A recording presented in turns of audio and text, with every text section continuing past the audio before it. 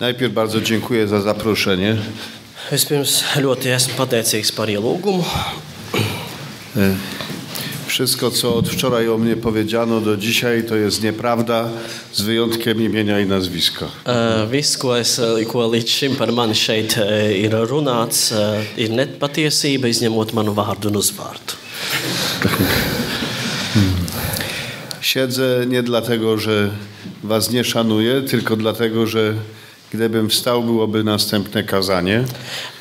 Es sēžu ne tāpēc, ka man nebūtu cieņas pret jums, bet tāpēc, ka, ja mēs stāvētu, tad tas būtu nākamais sprediķis. Wiecie, jak człowiek stoi, to już tylko naucza. Ja cilvēks stāv, tad viņš māca. Nieomylnie. Nešaubīgi. Natomiast chciałbym, żeby te moje słowa zakończyły się jakąś formą wymiany zdań i rozmowy. Bet es gribētu, lai šīs mūsu pārdomas beigtos ar kaut kādām savstarpēju dialogu, tādu apmaiņu, pārdomām. I tylko dlatego siedzę, bo chciałbym was sprowokować do tej rozmowy. Un tikai tāpēc es sēžu, lai es jūs provocētu uz tādu sarunu, uz tādu dialogu. Ale najpierw ta postawa siedząca będzie miała jeszcze inne znaczenie. Un šīs sēdošais stāvoklis, tam būs arī cita nozīme. Bo kiedy siedzimy, to słuchamy. Jo tad, kad mēs sēžam, mēs klausāmies. Postawa siedząca to jest postawa słuchania. Sēdošs stāvoklis ir stāvoklis, kurā mēs klausāmies. I chciałbym, żebyśmy zaczęli od posłuchania fragmentu tekstu. Un es gribētu, lai mēs sāktu ar Svēto rakstu fragmenta klausīšanos. I to będzie fragment ze Starego Testamentu z księgi proroka Daniela.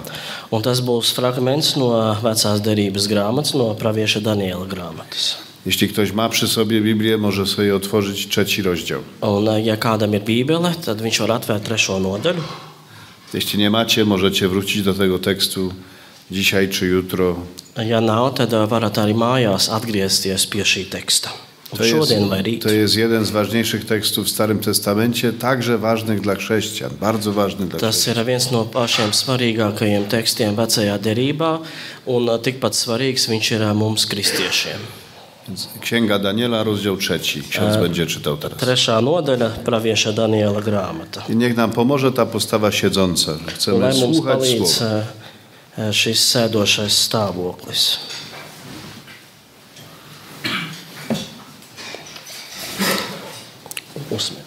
Trzeci. Od 8. Tā, no 8. panta. Un tūlīt atnāca daži kaldiešu vīri un uzēdās jūdiem. Viņi sacīja ķēniņam Nabuhodonozoram: ķēniņš, lai dzīvo mūžīgi.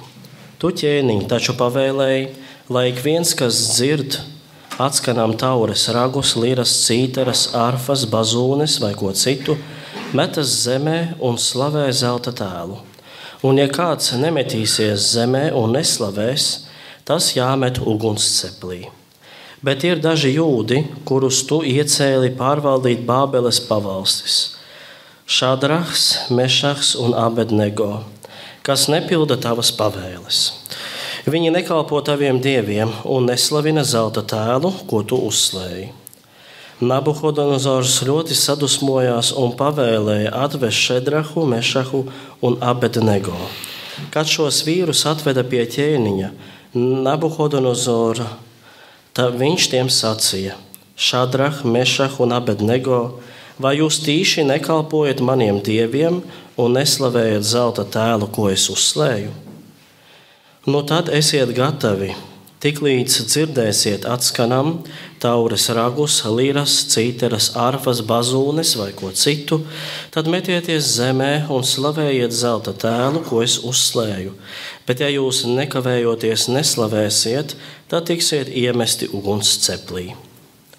Kurš dievs gan spēs jūs paglābt no manis? Šadrahs, Mešahs un Abednego atbildēja ķēniņam: Ak, Nabuhodonozor, šajā lietā mums nav jāaizstāvās tavā priekšā, jo mūsu dievs, kam mēs kalpojam, spēj mūs paglābt no uguns cepļa un arī no tevis. Pat ja viņš to nedarītu, tev jāzina, ķēniņ, ka mēs nekalposim taviem dieviem un neslavēsim zelta tēlu, ko tu uzslēji. Tad Nabuhodonozors traki pārskaitās uz Šadrahu, Mešahu un Abednego, un viņa seja pārvērtās. Viņš pavēlēja cepli sakurt 7 reizes karstāk nekā parasti, un karapulka stiprākajiem vīriem sasiet Šadrahu, Mešahu un Abednego un iemest uguns ceplī. Tie viņus sasēja, viņi bija tērpušies apmetņos, kreklos, galvas autos un citās drānās, un iesvieda viņus uguns ceplī. Pēc ķēniņa bargās pavēles cepli sakūra tik karstu, ka tos vīrus, kas saņēma Šadrahu, Mešahu un Abednego, liesmas pašus nomaitāja. Bet šie 3 vīri, Šadrahs, Mešahs un Abednego, sasieti iekrita uguns ceplī. Tad ķēniņš Nabuhodonozors izbijies pielēca kājās un sacīja saviem padomniekiem: vai tad mēs uguni iemetām 3 sasītus vīrus? Tie atbildēja: tieši tā, ķēniņ. Viņš saka: bet es taču tur redzu 4 vīrus, atraisītus un neskartus staigājām ugunī, un 4. izskatās kā dievu dēls.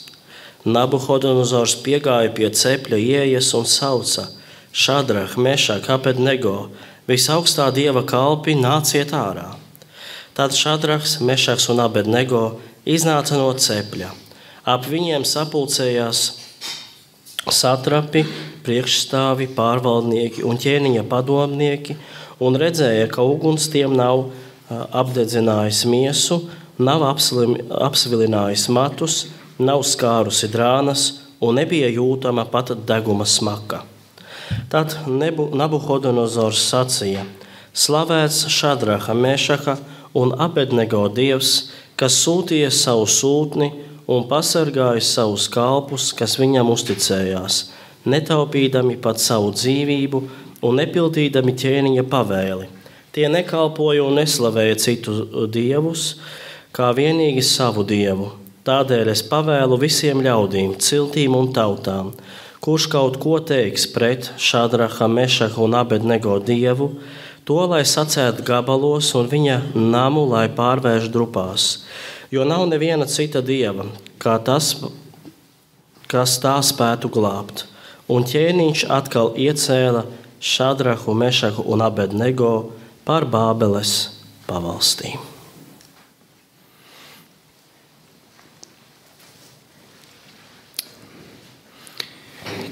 Kiedy usłyszałem, że temat tej konferencji brzmi mężczyzna wojownik, kad es uzzināju, ka šīs konferences temats ir vīrietis, karavīrs, cīnītājs, pomyślałem, że trzeba sięgnąć do tekstu Pisma Świętego, żeby znaleźć jakiś rzeczywiście moment heroiczny.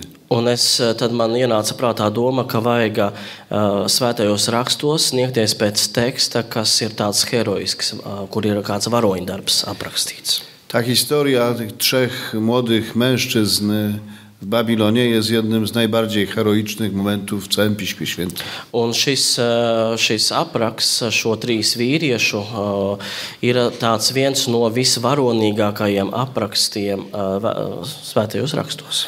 I to jest też taka historia, która zawsze obchodziła Kościół katolicki, chrześcijan. Un šī ir vēsture, kas vienmēr tika kaut kā saistīta ar baznīcu, ar kristietību, ar katoļu baznīcu. Kiedy jesteśmy w Rzymie na przykład i wędrujemy po katakumbach, ja mēs esam Romā un staigājam pa katakumbām, oglądamy najstarszą sztukę chrześcijańską z III, z IV wieku. Un tad mēs tur varam apskatīt vecu vēsturi no 3. 4. gadsimta. Tam bardzo często jest właśnie przedstawienie 3 młodzieńców w ognistym piecu. Un viens no tādiem attēliem tur ir tieši šo 3 vīriešu klātbūtne ceplī degošā uguns. Chodzą wśród płomieni i błogosławią Boga podnosząc Viņi ręce. staigā pa šo cepli, uguns cepli un slavē Dievu paceltām rokām. To jest historia chrześcijanina, który się odnajduje w obliczu śmierci. Tā ir kristieša vēsture, kurš atrodas, kurš satiekas ar nāvi. I doświadcza zbawienia, że to, co ma go zabić, tak naprawdę go nie zabija. Un viņš pieredz pestīšanu, jo tas, kam viņu ir jānogalina, tas patiesībā viņu dara dzīvu, atdzīvina. I nic dziwnego, że hymn tych młodzieńców, które oni śpiewali w piecu, Un nekas, tā himna, ko viņi dziedāja, ko mēs nelasījām, bet tā himna, ko viņi dziedāja šajā ceplī, Kościół odmawia co drugą niedzielę w każdą jucznię. baznīca šo himnu katru otro nedēļu lūdzas laudēs. I w każdy dzień świąteczny i uroczysty odmawiamy ten hymn młodzieńców podczas juczni. Un katrus lielos svētkus, tad, kad baznīcā svinam lielus svētkus, tad laudēs ir šī himna. Więc to jest naprawdę nasza historia. Tā ir mūsu vēsture. Pochodzi z Księgi Daniela. Ta historia pochodzi z Księgi Daniela. Šī vēsture nāk no Daniela grāmatas, Opowiada o wydarzeniach, które miały miejsce w VI wieku przed Chrystusem. un tie runā par notikumiem 6. gadsimtā pirms Kristus. Wtedy Żydzi zostali deportowani z Ziemi Świętej do Babilonu. Tad ebreji tika deportēti no Svētās zemes uz Babiloniju.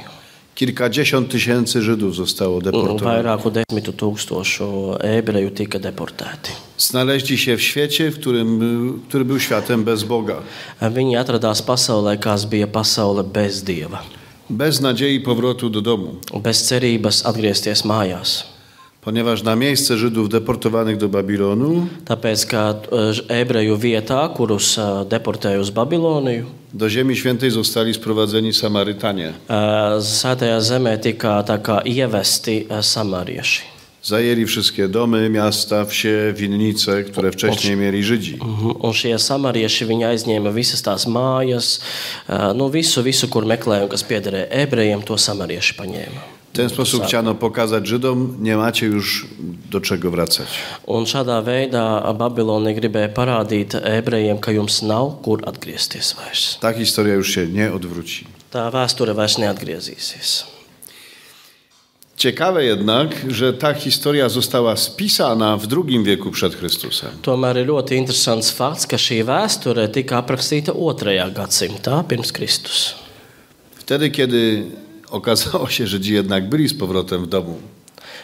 Jo tad izrādījās, ka viņiem tika iespēja tomēr atgriezties savās mājās. Ponieważ Bóg sprowadził ich z powrotem do ich ziemi. Tāpēc, ka Dievs viņus atveda atpakaļ uz viņu zemi. Ale wtedy wpadli znowu pod prześladowanie ze strony Syryjczyków. Un tad tomēr ties laiks bija atkal tāds vajāšanu laiks no sīriešu valdnieku puses, no sīriešiem. Syria, która zajęła Ziemię Świętą, Sīrija okupēja Svēto zemi. zabroniła Żydom wyznawania ich wiary, Ebrejiem aizliedza ticību izpaust, deklarēt, przestrzegania wszystkich najważniejszych zwyczajów religijnych. aizliedza praktizēt visas reliģiskās prakses, dievbības prakses, kādu parasti ebreji praktizēja. Znaleziono księgi Pisma Świętego, niszczono je. Un jāatrada kaut kur svētos rakstus, tad tos iznīcināja. Zabroniono obrzezywania chłopców żydowskich. Aizliedza apgriezīt ebreju zēnus. Nie wolno ich było wprowadzać do ludu Bożego. Tātad aizliegt apgriezīšana nozīmē, ka ir aizliegts ievadīt ebreju zēnu jūdu ticībā. O tym opowiadają w Starym Testamencie dwie księgi machabejskie. Tātad un par šiem notikumiem runā Vecajā derībā divas makabiešu grāmatas. Są pełne heroicznych opisów. Un šīs grāmatas ir pilnas ar varonīgiem aprakstiem. Mówią na przykład o śmierci matki z 7 synami. Pieņemsim, viens no tādiem spēcīgākajiem ir nāve, mātes nāve, kurai ir 7 dēli. 7 kolejnych synów zabito na oczach matki. Tātad mātes priekšā tiek nogalināti viņas 7 dēli, katrs pēc kārtas. Prześladowcy byli przerażeni tym, co robią. Un šie vajātāji bija pārsteigti par to, kas notiek, par viņu ticību. Kiedy został już tylko najmłodszy syn, Un tad, kad palika tikai jaunākais dēls, to król mówi do matki: przekonaj chociaż tego, żeby żył. Un tad tas karalis grib pārliecināt mammu, to māti, lai viņa runā ar savu dēlu, lai viņš dzīvotu, lai viņš atsakās no ticības.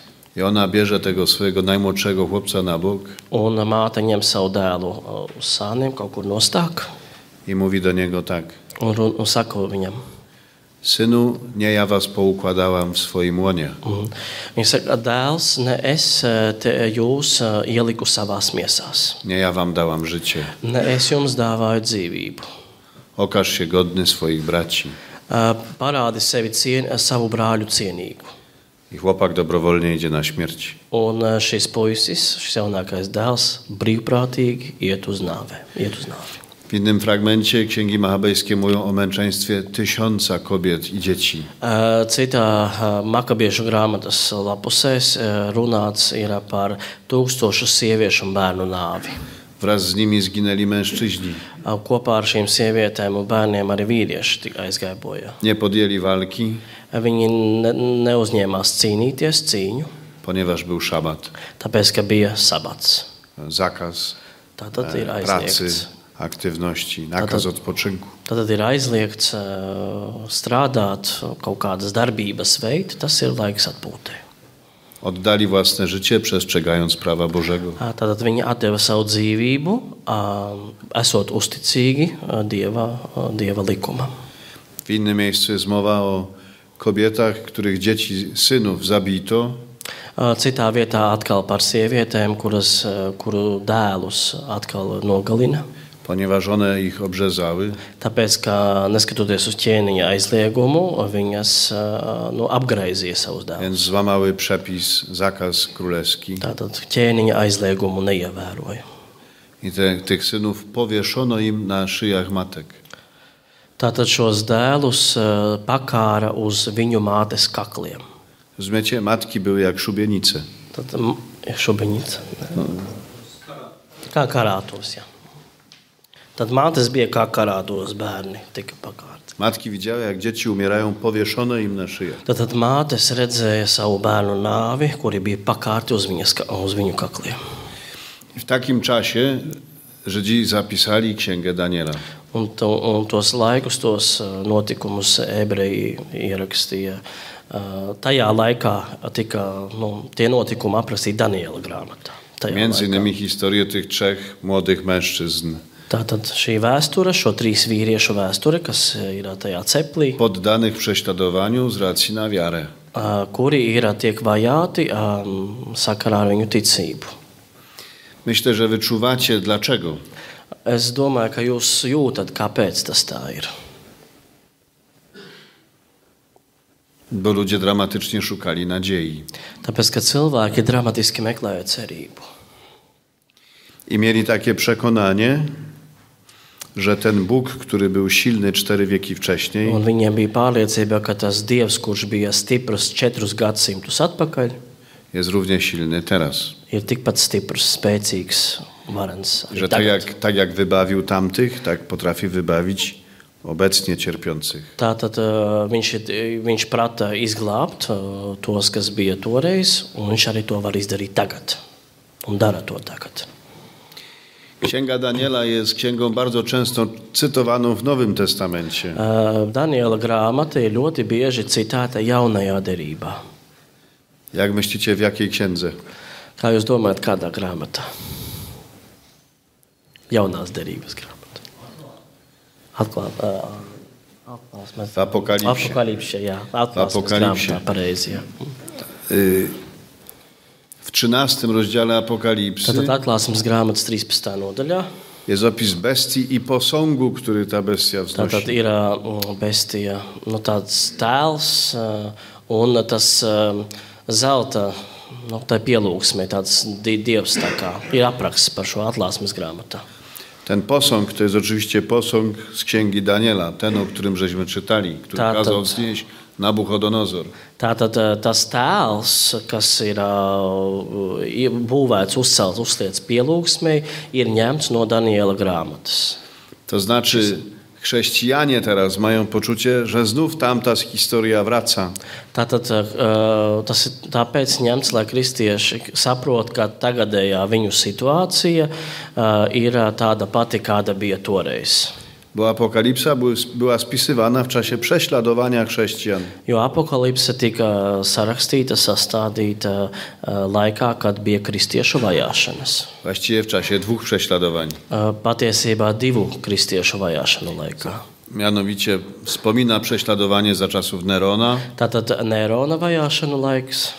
Czyli to jest 64 rok po 64. Chrystusie. gads imperators Nerons. Ale spisana jest przez świętego Jana w czasie prześladowania za cesarza Domicjana. Tātad, bet Jānis apustulis to sarakstīja Cēzara Domiciāna valdīšanas laikā. To jest 92 i 6 rok. Tas ir no 92. līdz 6. gadam.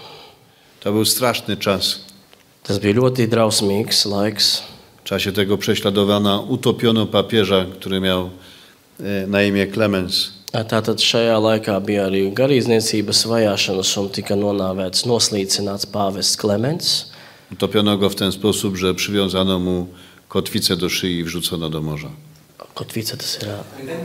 Tad viņam aiz kaklā ankuru aizāķēja un iemeta viņu no jūrā.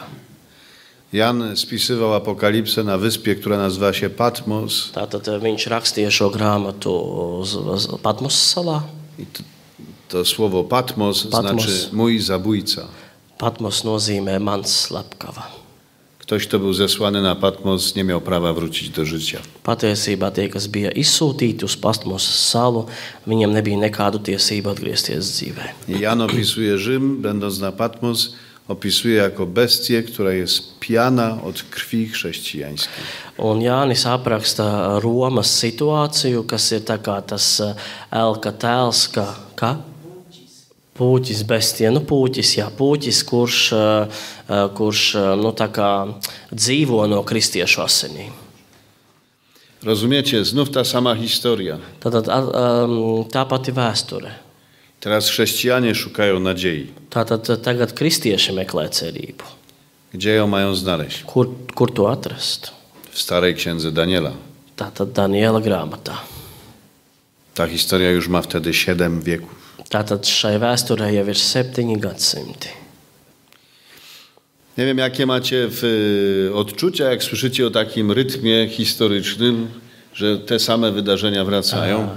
Nezinu, kādas jums ir sajūtas, kad jūs dzirdat, ka tas pats ritms tiek saglabāts un tie paši notikumi ik pa laikam atgriežas, atkārtojas. Pierwsze jest takie, że nie narzekajcie na czasy, w których żyjecie. Tātad pirmais, nekurniet pret laikiem, kuros dzīvojat. Nie wiem, jak z ludźmi na Łotwie, ale w Polsce to jest tak. Nezinu, kā Latvijā, bet Polijā ir tā. Że jak spotkasz Amerykanina, pytasz się, co słychać, Un ja tu satiec amerikāņu Poliju un saki, kā tev iet, to on mówi fine. A tad viņš saka, no jā, forši. Jak spotkasz Polaka, pytasz się, co słychać, Ja satiec Poli un jautāju, kā tev to on mówi, no nekā. szkoda gadać. Jā, žēl tērēt vārdus, žēl runāt. Słyszeliście pewnie o takim poecie, który się urodził na Litwie, ale pisał po polsku, nazywał się Czesław Miłosz. Tas zina, esat varbūt dzirdējuši par tādu rakstnieku. Viņš bija polietis, lietuvietis. Dostał Nobla z literatury. Urodził się na dzimis Litwie. Lietuvā, bet rakstīja Polijā un dzīvoja. I on kiedyś dostał na Kulu doktorat honoris causa. Un viņš Kulā, tas ir Lublinas universitātē, dabūja to grādu doktoris causa. I mówi tak, że im jest starszy, tym ma mniej przekonania do takiego podziału czasu. Un viņš teica tā, ka jo es esmu vecāks, jo man ir vairāk izpratne par tādu laika sadali. Na normalną przeszłość, Tātad normālu pagātni, nienormalną teraźniejszość, nenormālu tagadni fatalną un przyszłość. fatālu nākotni. Mówi, teraźniejszość była nienormalna zawsze, Viņš saka, ka tagadne vienmēr bija nenormāla, a normalniała tylko we wspomnieniach. bet kļuva normāla tikai atmiņās. Myślimy o tym, że kiedyś było cudownie, Mēs vienmēr domājam par to, ka kādreiz bija brīnišķīgi. tylko dlatego, że wtedy nie żyliśmy. Tikai tāpēc, ka mēs tajos laikos nedzīvojam. Albo zdążyliśmy już zapomnieć, jak było. Vai arī mēs aizmirsām, kā tie cilvēki tajos laikos dzīvoja. I zawsze nam się wydaje, że najtrudniej jest teraz. Un mums vienmēr liekas, ka tagad ir tie visgrūtākie laiki. Rozmawiam wiele z moimi braćmi Polakami w Polsce. Un es runāju ar daudziem saviem tautas brāļiem Polijā. Jestem przerażony, jak wielu z nich tęskni za czasami sprzed 1989 roku. Tātad es esmu pārsteigts, ka daudzi no viņiem skumst par laikiem pirms 89. Pēc 89. Tęsknią za czasem, kiedy w Polsce był komunizm. Tātad tie bija laiki, kad Polijā bija komunisms. A czas, w którym żyją, wydaje im się nienormalny. Un tagad laiks, kurā viņi dzīvo, tas liekas kaut kas nenormāls. Nienormalny był komunizm. Bet patiesībā nenormāls bija komunisms. Wolność jest normalna. Brīvība, tas ir normāli. Więc nie uważajmy, że nasze czasy są zawsze najtrudniejsze. Mums nevajadzētu uzskatīt, ka mūsu laiks, laikmets, kurā dzīvojam, vienmēr ir tas sliktākais. Te trudności, z którymi się zmagamy, są takie same, nie, z jakimi musieli się zmagać nasi dziadkowie, ojcowie, pradziadkowie. Mūsu grūtības, kuras mēs tagad izdzīvojam, kurām cīnāmies, ir tādas pašas, ar kādām cīnījās mūsu senči. Ale ważniejsze jest co innego. Bet pats svarīgākais kaut kas cits ir svarīgs. Że Bóg jest stale obecny w ludzkiej historii.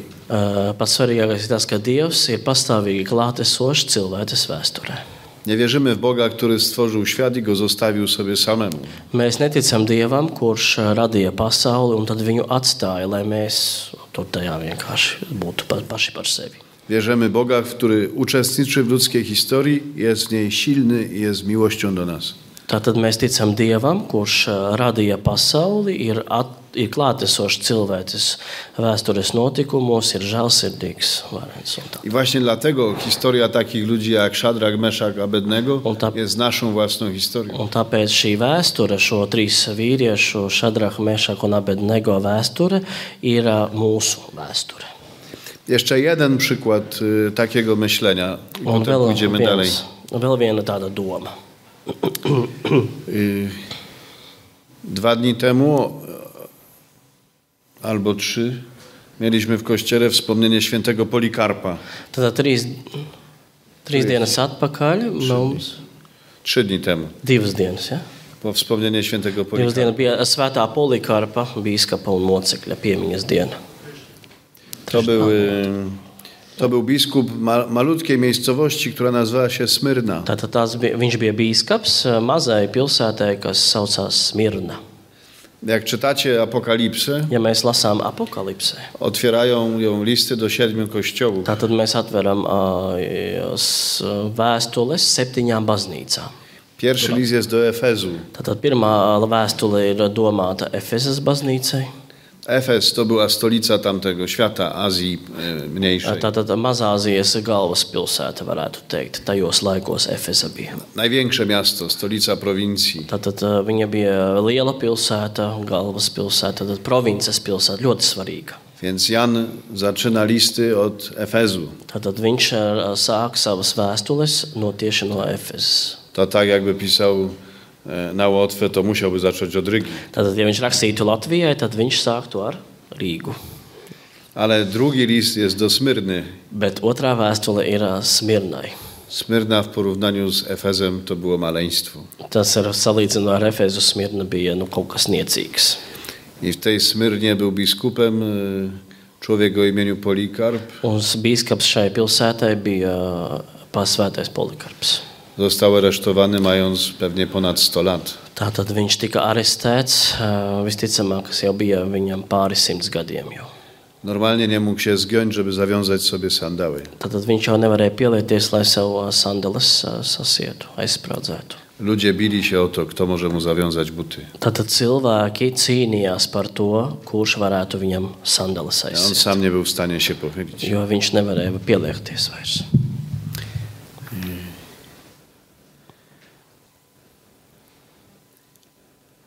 Schwytano go po wielu dniach poszukiwań. Schwytano go.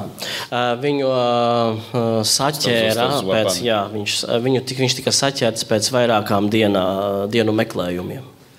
On już sam przestał uciekać. Viņš jau pats beidza bēguļot. Wrócił do domu i poczekał na prześladowców. Viņš atgriezās mājās un gaidīja šos vajātājus. Kiedy przyszli po niego, Tad, kad atnāca pēc viņa, kazał im podać kolację. viņš pavēlēja iedot šiem vajātājiem vakariņas. I poprosił, że chciałby się przez chwilę pomodlić. Un lūdza, ka viņš gribētu mirkli palūgties. Żołnierze byli kulturalni i pozwolili. Un šie karavīri bija ļoti kultūrāli un atļāva bīskapam to. Więc on wstał, podniósł ręce do góry Un viņš pacēla tādā veidā rokas, i uwielbiał Boga przez godzinę. un viņš stundu tā slavēja Dievu.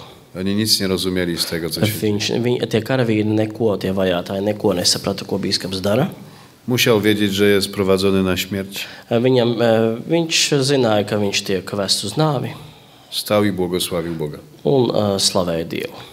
Zaprowadzili go do sędziego Tad viņu atveda pie tiesneša, i on mu mówi: przeklinaj Chrystusa, będziesz żył. un tas tiesnesis viņam saka bīskapam Polikarpam: nolādi Kristu un tu dzīvosi. Polikarp odpowiedział tak. Polikarps atbildēja šādā veidā. 86 lat mu służę. 86 gadus viņam kalpoju. Nigdy nie zrobił mi nic złego. Viņš man nekad nav nodarījis neko ļaunu.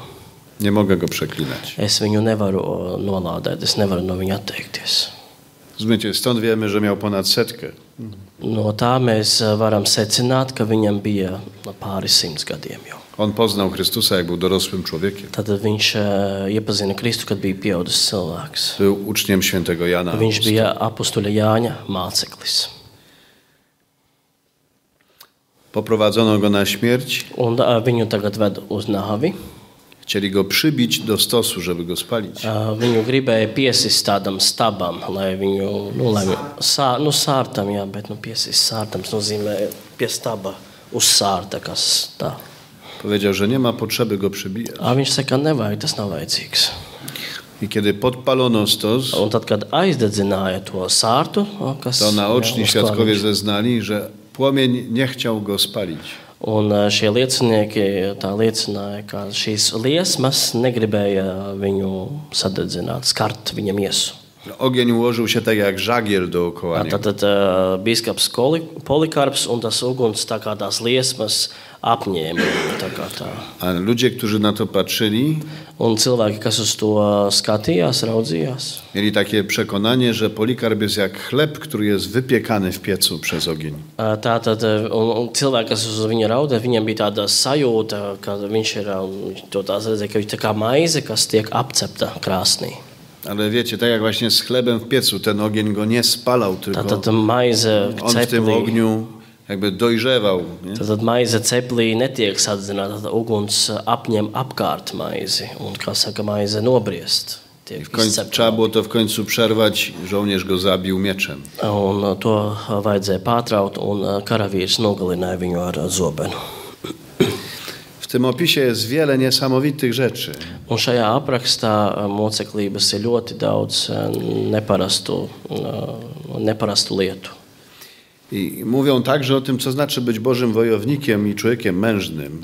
Tad šajos aprakstos ir runāts arī par to, ko nozīmē īsti būt vīrietim, Dieva tādam cīnītājam, karavīram.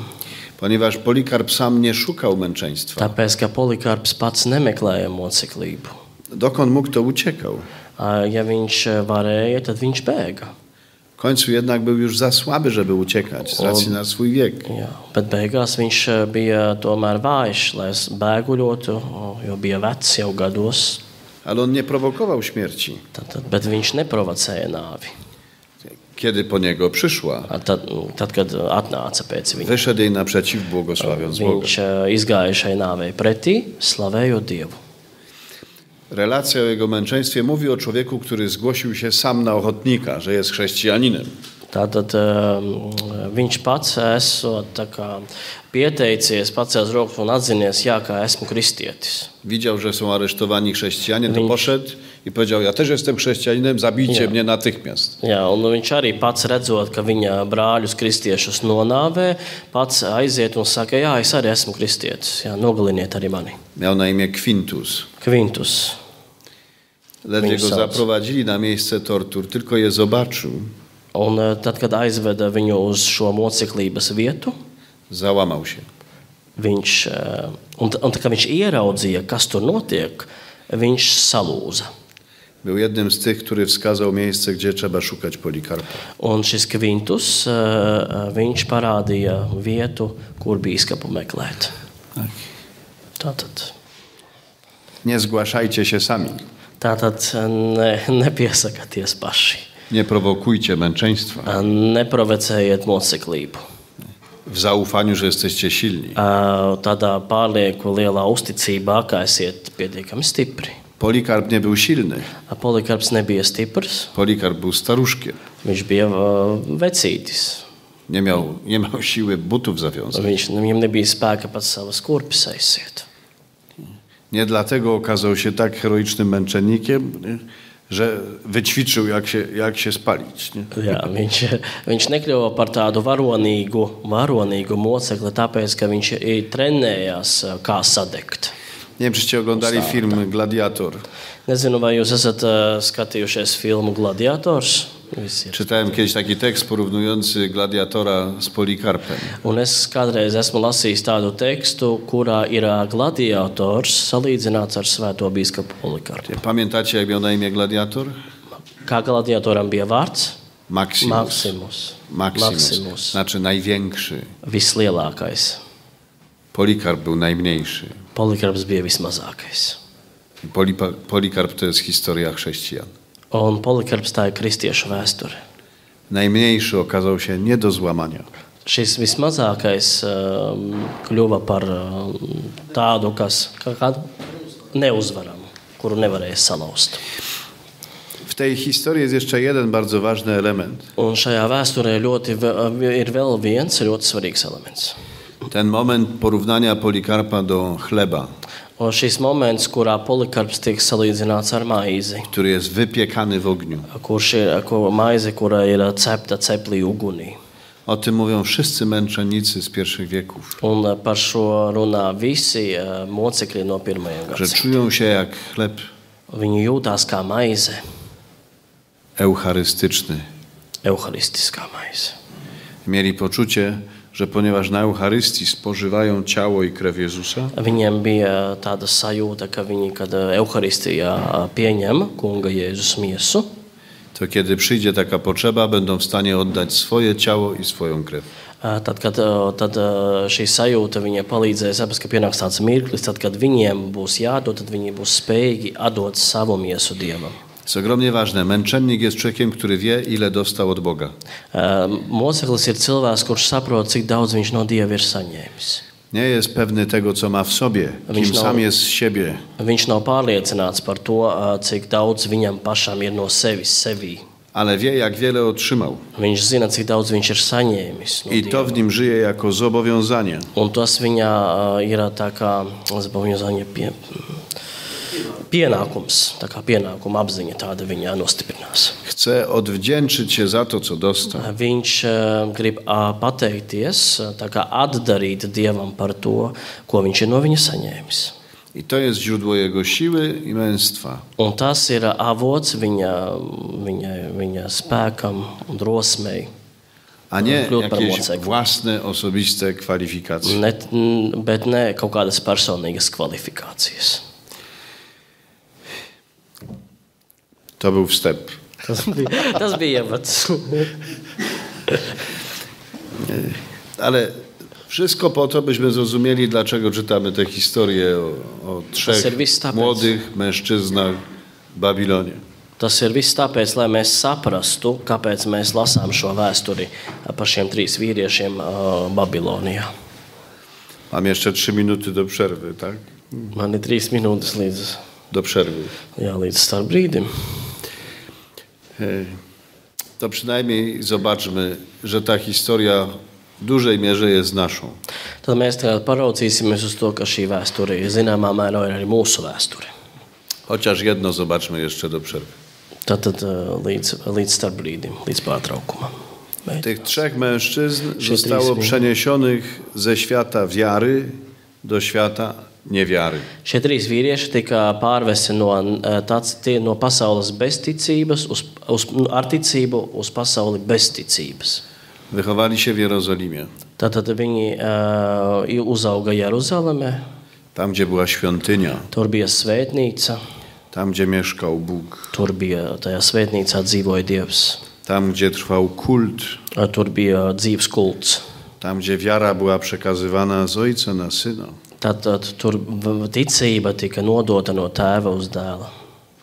To musicie wiedzieć, wśród Żydów najważniejszy przekaz wiary odbywał się w domu. Tā vieta, kura notika šī ticības nodošana, tā bija mājas. Tās bija mājas. Najważniejsza liturgia w roku była w domu. Tad vissvarīgākā gada liturģija, liturģiskajā gadā tika svinēta tieši mājās. To była Pascha. Tā bija Pascha. W czasie Paschy najstarszy mężczyzna, najczęściej dziadek, tłumaczył najmłodszemu synowi w rodzinie, jak wielkich dzieł dokonywał Bóg w historii tego ludu. Tātad šīs Paskas laikā parasti visvecākais vīrietis mājā, varbūt vectēvs, tulkoja, stāstīja dēlam jaunākajam, cik lielas lietas Dievs ir darījis viņu vēsturē, Izraēlas tautas vēsturē. I to było otoczenie, w którym oni wyrośli. Un tas bija tie apstākļi, tā vide, kur viņi uzauga. Zostali przeniesieni do świata bez świątyni. Tātad viņi no šīs vietas tiek pārnesti uz vietu, kur nav svētnīcas, bez kultu. Kur nav kulta. Zostali umieszczeni na dworze królewskim. Tātad ķēniņa pilī, galmā tika ievietoti. Na dworze pogańskim. Tātad pagānisms tur valda. Zmieniono im nawet imiona. Viņiem pat vārdi tika nomainīti. Te imiona, które słuchaliśmy, to nie są imiona żydowskie. Tātad šie vārdi, kurus mēs dzirdējam, tie nav ebreju vārdi. To są imiona babilońskie. Tie ir babiloniešu vārdi. Abednego tak naprawdę miał na imię Azariasz. Abednego, Azarijas viņam vārds bija. Azariasz znaczy Pan okazał pomoc. Azarijas nozīmē kungs man parādīja palīdzību, deva sniedza palīdzību, palīdzēja. Ten chłopak miał to wpisane w siebie jako swoje imię. Tātad šīs teiciens, tas ir viņa būtībā ierakstīts viņa vārdā. Jego imię mu przypominało, Pan okazał ci pomoc. Tātad viņa vārds viņam nepārtraukti atgādināja, kungs man palīdz. Nie będziesz się nazywał Azariasz. Un Babilonijā teica, nē, tevi nesauks vairs Azarijas. Będziesz się nazywał Abednego. Tevi sauks Abednego. Czyli sługa Nebu, takiego bóstwa babilońskiego. Jā, tad tu būsi Nebu kalps. Nebu tas bija tāds pagānu dieviņš babiloniešu. Zobaczcie, to jest przewrócenie wszystkiego. Tad apgriezts viss otrādāk. On miał doświadczenie Boga, który jest dla niego pomocą. Tātad viņam ir pieredze, ka Dievs viņam palīdz. A tu mu mówią, ty masz służyć naszemu bóstwu. Bet otrajā viņam saka, ka tev ir jākalpo mūsu dievekļiem. Szadrak miał naprawdę na imię Ananiasz. Tātad Šadraks īstajā vārdā Ananijs. Ananiasz znaczy Pan jest łaskawy. Tātad Ananijs nozīmē kungs ir žēlsirdīgs, žēlīgs. Szadrak znaczy tyle co należący do króla. Tātad Šadraks nozīmē tas babiloniešu piederīgs karalim. Nabuchodonozor powiedział mu, jesteś mój. Tātad Nabuhodonozors pateica, tu esi mans. A on miał wpisane w siebie, bet viņam sevī viņš bija, Pan jest łaskawy. Kungs ir žēlīgs. Tas bija ierakstīts viņa vārdā. Viņš to vienmēr izdzīvoja tā.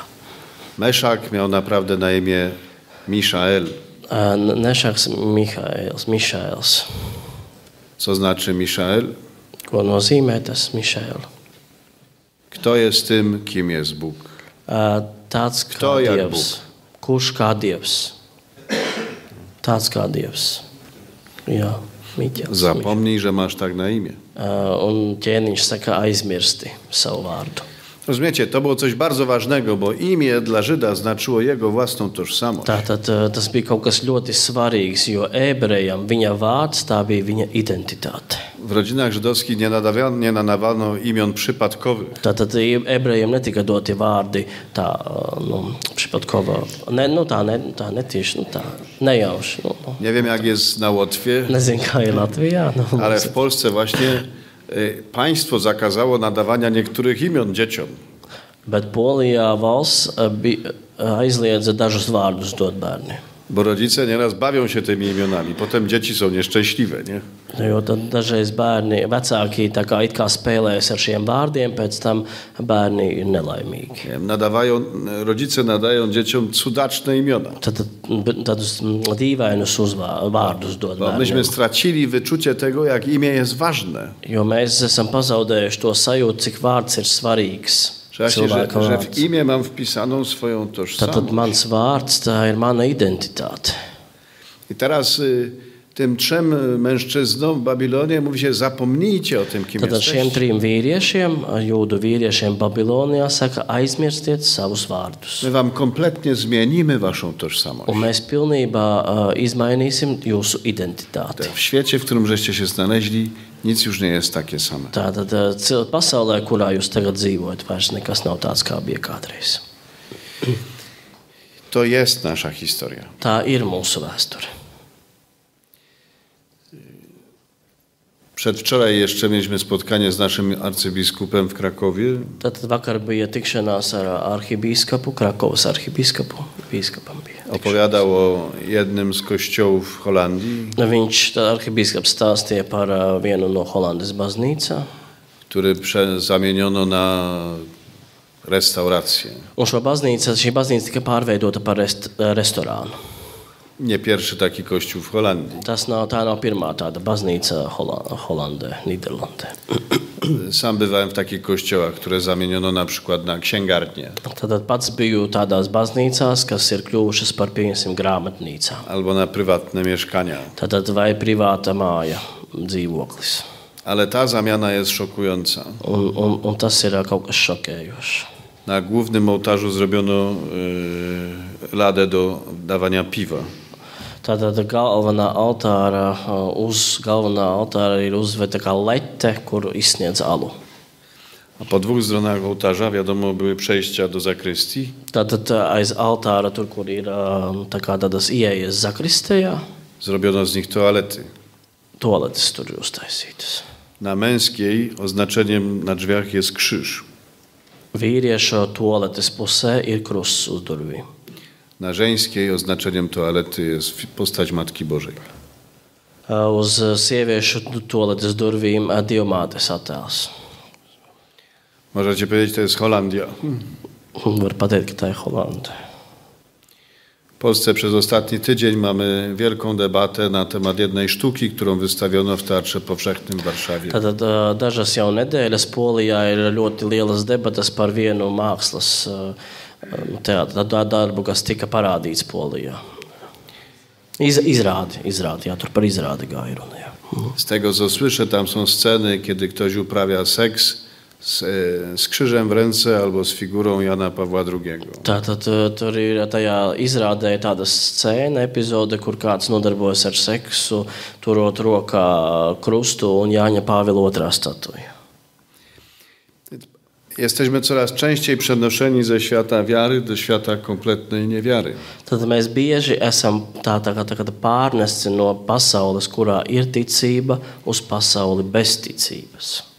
I spór jest o naszą tożsamość. Un tas ir strīds par mūsu identitāti. Jak ty masz na imię?